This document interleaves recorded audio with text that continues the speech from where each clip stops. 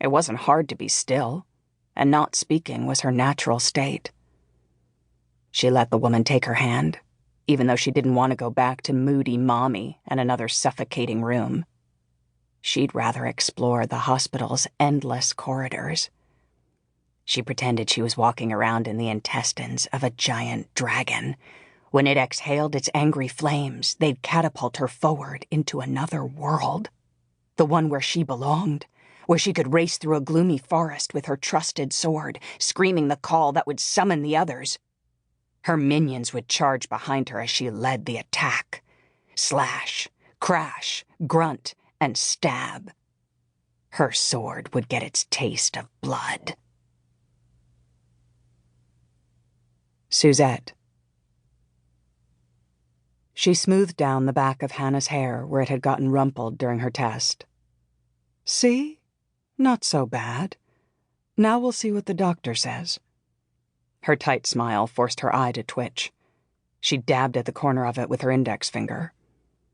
A terror clawed beneath her skin, making small rips in her equilibrium. Doctors' offices, medical buildings, institutions of torture.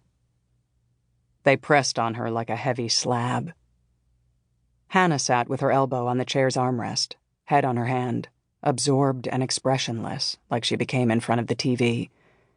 Suzette glanced at the framed print that held her daughter's interest. Squares of watery color. She tried to guess, by the movement of Hanna's eyes, if she was counting the total number of squares or collecting them in groups of similar shades. Hanna pretended to be unaware of Suzette beside her, and she read the usual rebuke in Hanna's refusal to look at her. After so many years, she'd lost track of the moments for which she was being punished. Perhaps Hanna was still angry at her for running out of bananas.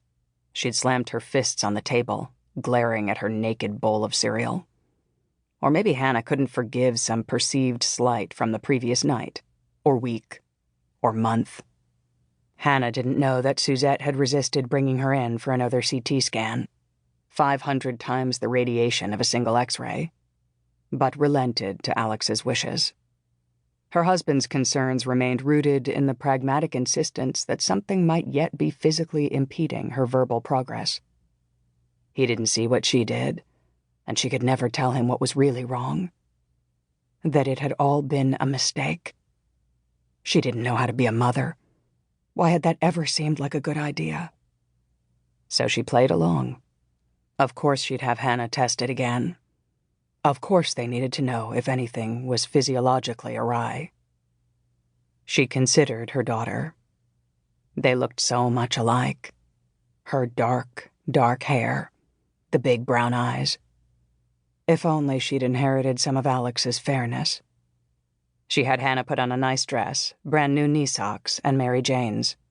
Suzette wore a silk shirt dress, loosely belted to show off her figure, and shoes that cost a fortune. It was silly, she knew, for both of them to dress up for a medical appointment, but she feared situations in which her mothering might be judged, and at least no one could say her child looked neglected or ill. And Suzette had so little opportunity otherwise to wear her finer clothes, when all she did was stay home with Hanna.